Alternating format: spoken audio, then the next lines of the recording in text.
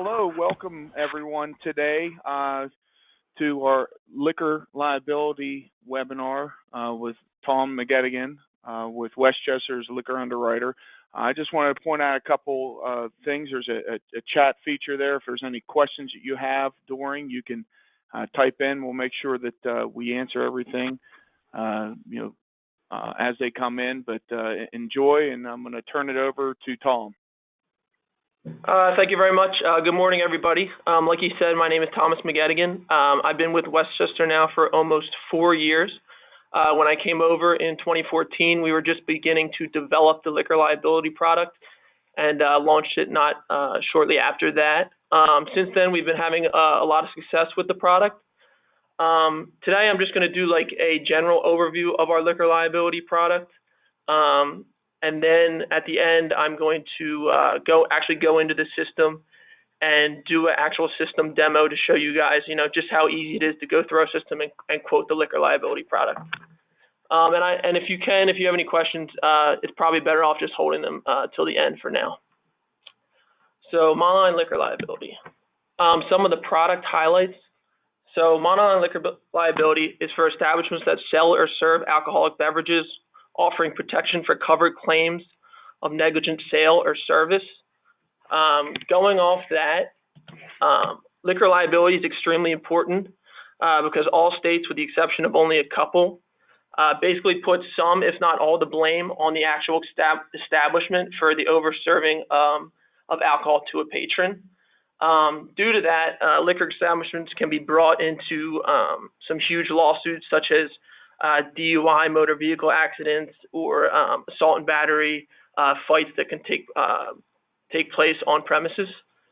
So I just wanted to hit on some of the key advantages of our liquor liability product. First and foremost, which we believe is like the top selling feature of our product, is that assault and battery is included or available for an additional premium.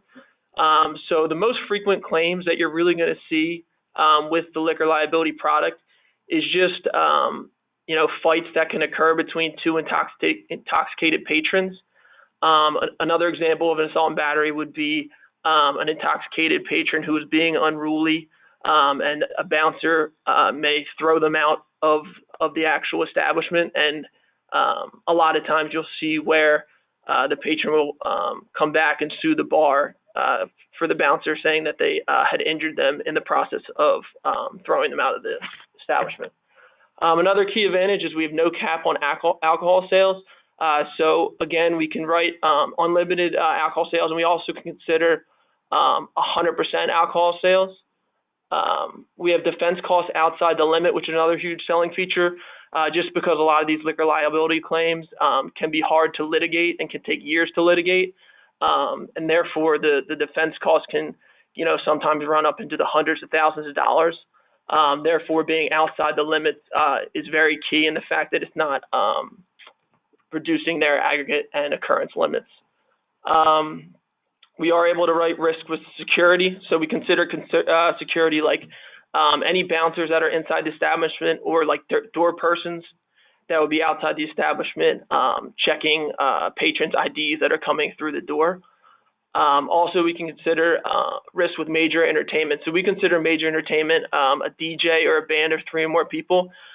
We are accepting any major entertainment. They can do it up to 7 nights a week. Also, on top of that, we can do adult entertainment as well. Another selling feature, we include the liquor license holder as an additional insured automatically. So there is a rare case where our applicant may not actually hold the liquor license themselves. Another entity may hold the liquor license that they're using to sell alcohol. So in that scenario, we can include that additional insured liquor license holder for no additional premium. And then we can actually cover all licensed and unlicensed operations, which I can get into more as we go on. Some more product highlights. So we are now offering liquor liability in all states except for Alaska, Alabama, Louisiana, Mississippi, Rhode Island, and West Virginia.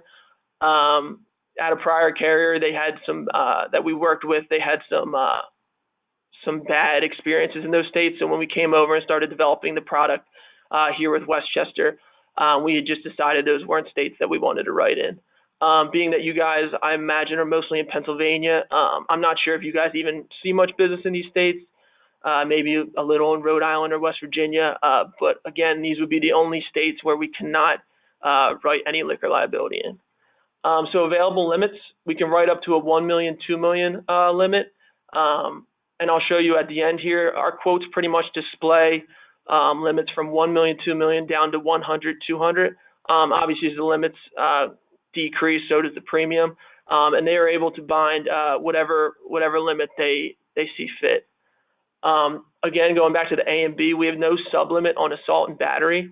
The only sublimit we have is for adult clubs, which is at the 100, 300 limit.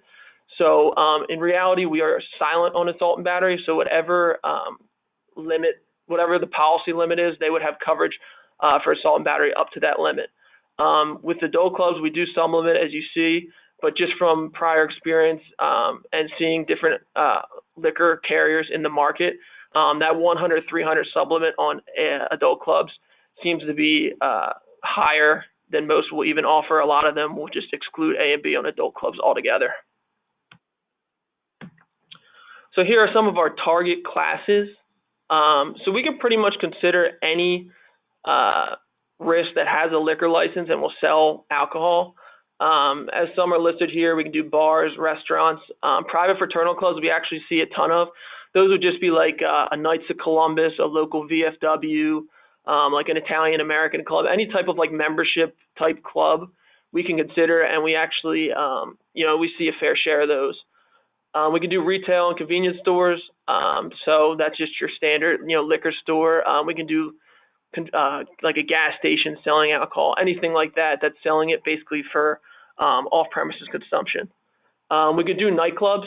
So you might like ask yourself how we vary bars and nightclubs. So we consider a nightclub any establishment that has major entertainment 3 or more nights a week.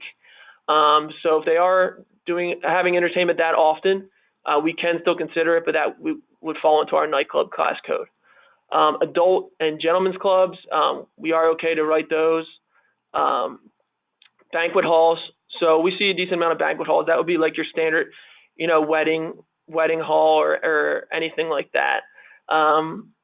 Caterers and bartending services, so that would be an entity that serves alcohol at like various locations and is going to different events and selling alcohol at those.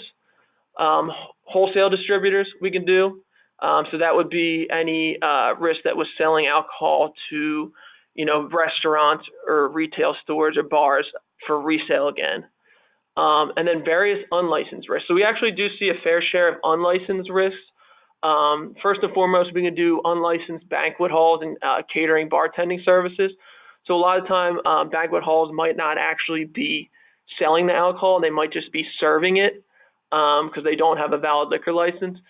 So we can consider those, and we also can consider some host liquor risks.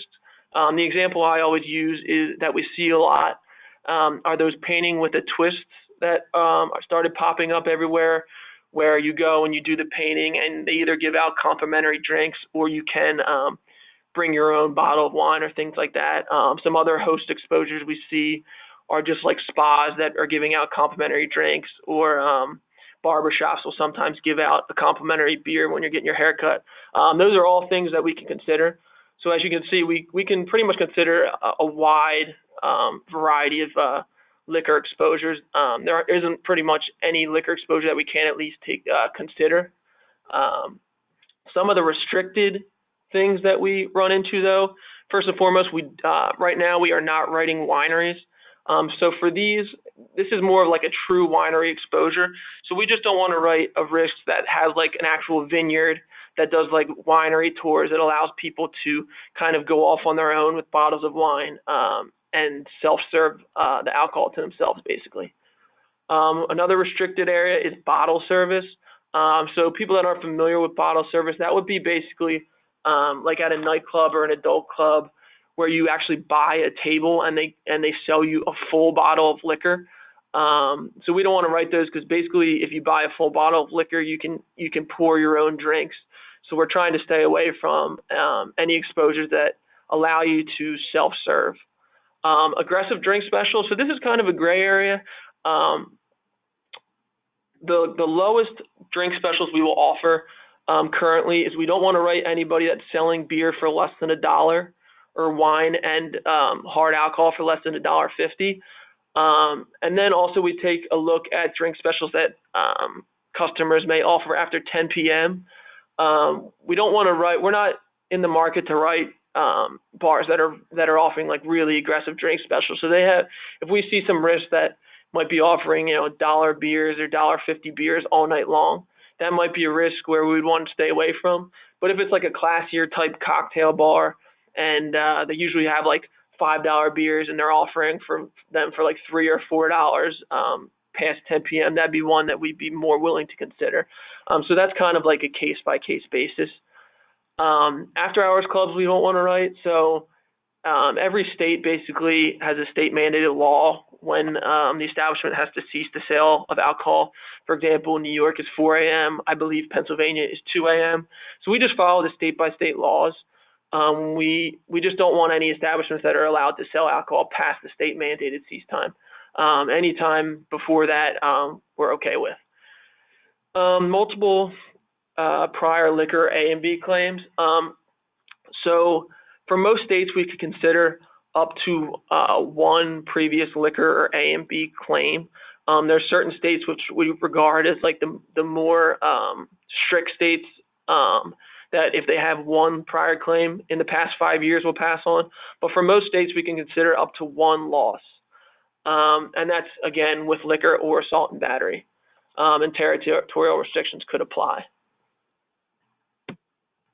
And just before I go into the quoting demo itself, Michelle had asked me to give like a few claims examples just to kind of hit home as to why this is such an important coverage to have. First and foremost, we actually just had a claim that came in recently where it was a family of two that had 11 adopted children. A patron at one of the bars that we wrote got into a motor vehicle accident with the family, and it ended up killing the father and one of the children. So being that our patron was at the establishment and was overserved there, the family could technically bring a suit back on the bar for overserving our patron. And a claim like that can end up being very, very severe. Some of them can pay, up to, the $1 million occurrence limit that result in casualties. Another claim that I saw, which is a more unique one, is a patron was actually at a nightclub in Florida. They were intoxicated and were walking home. They passed out next to a lake and was actually eaten by an alligator. So being that I work in liquor a lot, you can see some pretty crazy claims that you wouldn't even really think of. But a lot of them that do come in might not be as frequent, but they can have extreme severity to them.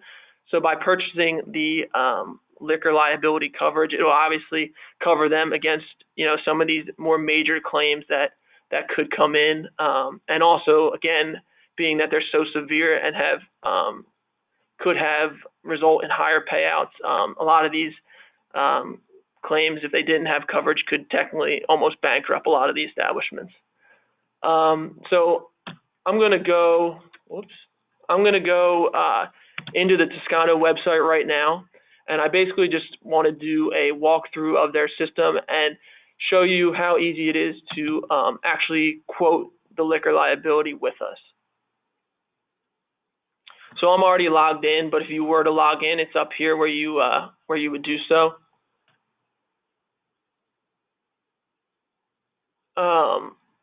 Online, you would go to online rating right here and click into the liquor liability. When you do that, it's going to ask you to select a state. I'll just select Pennsylvania. And from there, it'll basically just going to take us into our online rater.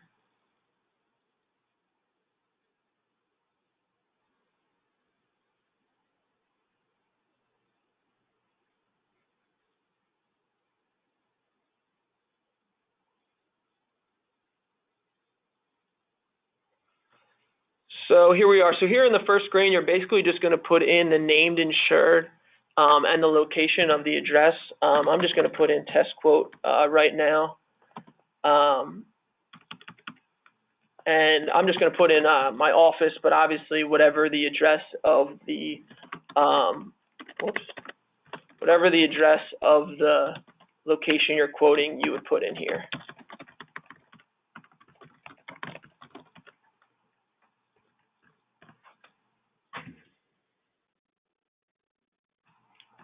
So that's all you would enter on this screen. On the next screen here, these are basically underwriting questions that we ask about every single liquor account that we underwrite. It doesn't matter if it's a bar, restaurant, nightclub, licensed, unlicensed. These are questions that we want to have answered no matter what the risk is. The first question is in regards to bankruptcy. We don't want them to have a bankruptcy within the last 12 years. If they did, we would pass on it. The next question is we want to make sure that they're maintaining general liability insurance at equal or greater limits than our liquor limits. So we want to make sure that these establishments also have GL coverage in place. We ask about any cancellations or non-renewals within the past 5 years. This is not a guaranteed knockout. So if you put yes to this, a bar will come up to put the reasoning. You know, a reason off the top of my head for something that we could still write would be like if they have a previous non-payment, we're okay with that. Any persons, employees, temporary workers, lease workers, entertainers, performers that are allowed to consume alcohol during hours of employment. So if the bar is basically allowing their bartenders or entertainers to consume alcohol while they're working, we wouldn't want to write it, obviously, because they would, if they were to get intoxicated, it would their judgment wouldn't be as on point for when they're serving patrons. Is the applicant a franchisee? We're okay with some franchises. The franchises that we're really trying to stay away from are just like the big national franchises, like say a Buffalo Wild Wings or Applebee's and things like that. But in regards to retail stores, we're okay with any franchises. Do they use independent contractors to sell or serve alcohol? If they do, we're okay with it. We just want to make sure the independent contractors maintain their own liquor liability insurance. But if they don't, we're also okay with it. This question is actually a credit question. So we ask if the establishment has formal alcohol training for its employees. If they do, it's a 16% credit, but it is not something we require. If they put no, the credit won't apply. But if they do put yes, they will get the credit. These last two questions on this page is just the loss history and violations. So if they have had a previous loss, you can put yes here, and this will kind of pop up and it'll ask you for information, type of loss, whether it's liquor A and B, if it's open or closed, the amount paid and reserved, the date of the loss. So that basically just captures the information. So if an underwriter were to go in and review it, they can see the previous loss on it. But for this, I'll put no. And then previous violations. We are okay with up to 2 liquor violations within the last 5 years. If they have 3 or more, we would pass. But again, just like the loss history, boxes will pop up to kind of capture what the violation was. So those are the underwriting questions that, again, we'll ask on all the liquor liability accounts that we're underwriting. So the next screen is pretty much the main screen where you're going to be doing majority of the rating. You'll see a drop down here, which basically lists out all the classes we can consider. Some of the ones you didn't see listed on the PowerPoint, you can see bowling alley, pool, billiards hall, comedy clubs, charter boat, dinner cruises, country clubs. So these are all like the different classes that we have available. Just for the sake of the test quote, I'm just going to choose a restaurant. And after you choose the class, these boxes will populate where you can put in the sales. The first box, you were to just put in the alcohol sales. And the second box here, you would put in the food sales. So just to go back on that, for the difference between bar and restaurants, we consider a bar anything that has alcohol sales over 50% of the total sales. So if they have 50,000 sales in alcohol and 40,000 in food, that would be a bar. But in this scenario, since the food sales are higher than the actual alcohol sales, that's why it would be considered a restaurant. And then again, here's some just more questions that we want to confirm. Do they have a valid liquor license? Obviously, if they're selling alcohol, we want to make sure that they have a valid liquor license. If they don't and they're selling alcohol, we obviously would pass on the risk. The questions regarding a bouncer, and this is the question regarding major entertainment. So like I said, we consider major entertainment a band or a DJ. And if you were to choose that, it'll be another drop down will come when we ask the frequency of the entertainment. If you chose a 3 or times more a week, like I stated, it would turn the risk into a nightclub. But for this scenario, I'm just going to put none. Is band or DJ featured every night? If it is, as well as a nightclub, does it feature any adult entertainment? Here's the question regarding like the bottle service or BYOB. Like I stated before, we would not want to write a risk if they're allowing self-service or bottle service, and if BYOB is permitted at banquets. Here we want to capture the latest hour the applicant will stay open and the latest hour that they'll stop the sale of alcohol. Like I stated before as well, we just want to make sure that they're stopping the sale of alcohol by the state mandated time. If they stop selling alcohol before midnight, they would actually get a 15% credit, just because we feel if they close earlier than midnight, the chances of getting intoxicated, unruly patrons would obviously be less. So since it's Pennsylvania, if you were to put in 2 a.m. here, which is their state mandated cease time, that'll be fine. Do they offer drink specials after 10 p.m.? If you put yes here, it wouldn't be an automatic decline, and we would just want an underwriter to go back and review it. Do they sell alcohol for less than $1 or wine or liquor for less than $1.50? If that answer is yes, it would be a decline and we would pass. The next 4 questions here are basically all credit questions that we have built into the system. So we do have a fine dining credit built into the system where if the entrees are more than $20, the bottle of wines on average are greater than $30, and they have more than 10 or more bottles of wine offered on the menu. If it does qualify for that, it's actually a 30% credit. So if you put yes to this question, the credit would automatically apply. And we all, as you can see, like with a 30% credit, we're very aggressive for these fine dining restaurants, just because we feel like the patrons that are attending and going to these restaurants obviously aren't going there to get super intoxicated. Do they sell only beer or wine? If they put yes, they get a 5% credit, just because it's harder to become very intoxicated solely off beer and wine. Does the applicant use an electronic ID scanner? That's a 10% credit if they have one, and that's just because it would help door people from detecting fake IDs and allowing underage patrons into the bar. And then again, surveillance cameras is the last credit question. That's a 5% credit if they have surveillance cameras, just because if an incident were to happen in the bar and they had surveillance cameras, you would be able to go through the tape and kind of figure out the truth as to what exactly happened. The final question here, does the applicant offer beer pong, drinking games, or all-you-can-drink specials? Beer pong or any drinking games is an automatic no. All-you-can-drink specials, for the most part, is a no. I would just say that the only one that we have been willing to consider is like the all-you-can-drink mimosas and Bloody Marys at brunch. We have been okay with those. But if it's like a bar that's giving like a 3-hour open bar at night, we would pass. And on the next screen, that's basically it for the rating portion of it. The next screen, if they had any additional assurance that they wanted to add, a landlord, does any person or grant or franchise, you can add them here. All the AIs that you add would be $50 additional premium per AI.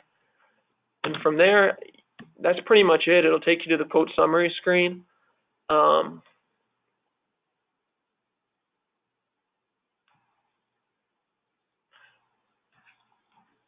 And it'll give you, this is the quote number here, it'll give you the name and show the address. It'll give you the total premium here. We are non-admitted for liquor liability throughout every state. And if you scroll down, like I stated before, you will be able to see all the different limits we apply and the applicable premium with those limits. Since this is a restaurant, it passed through, so there was no referral reasons. There are scenarios when you quote through the system where an account will refer in for an underwriter to review. The main reasons why an account will refer in would be if they have a bouncer, if they have major entertainment. Those are the two main reasons, or if they have a previous loss. Those are kind of the three main reasons why an account will refer in, basically because we consider those risks higher hazard, and most of the ones that have bouncers entertainment are bars. So we want to just have a second set of eyes, an underwriter in-house. Just take a look at the account. We usually do web reviews on the accounts to just make sure it looks like a risk that we want to offer terms on. So if that happens, a referral reason will come up here. You would just click refer to underwriting, and it'll send it to a task queue in-house here. And an underwriter will pick it up and review it. And then if they were to approve it or decline it, an automated message will be sent out to you saying this account has been approved. That'll allow you to go back into the system and generate the quote. Right now, for any liquor liability quotes that come through the system, we're actually at a better than a 24-hour turnaround. So even if it was to get referred in, the chances of you getting a quote back within 24 hours are very strong. So yeah, that's pretty much the system. It's pretty, as you can see, pretty straightforward and pretty easy. It's pretty quick, and I'm sure that the more you start quoting in it, the more you'll get used to it and be able to go from there. So I can open up to any questions that anyone might have.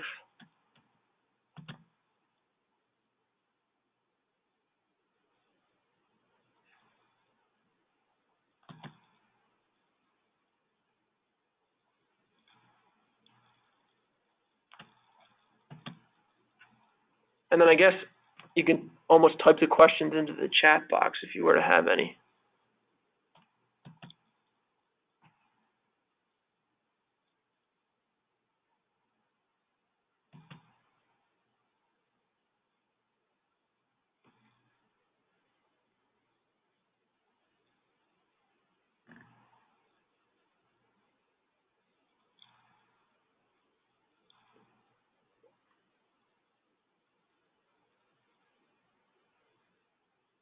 All right, well, I mean, I guess if nobody has any questions, again, you could reach out to Michelle at Toscano. She's kind of one of the underwriters over there that works a lot with the liquor liability product with us. And she can, again, relay any questions you guys might have to me going forward with the product, with the system, anything like that.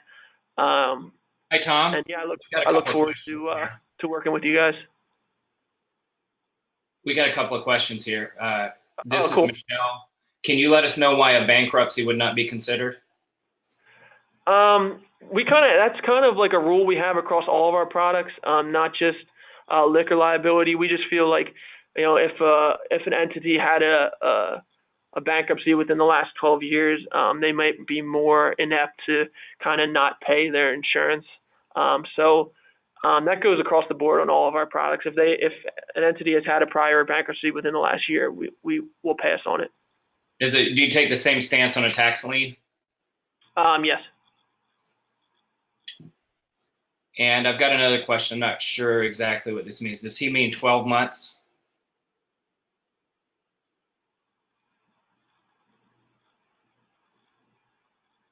Oh, you said 12 years. It must have meant 12 months. Okay. 12 years? Yeah. Oh, no, bankruptcies within the last 12 months. If I said years, that's wrong. It's 12 months, so basically the last year. Gotcha. Any other questions?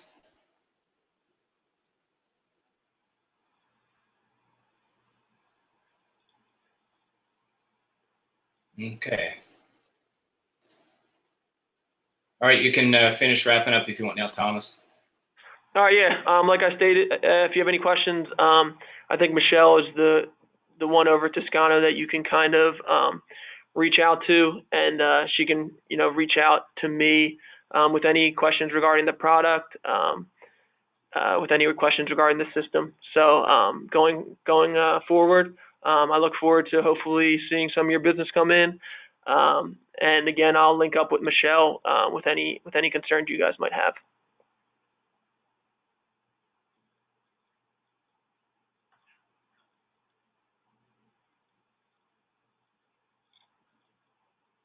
All right, thank you guys. Have a nice day.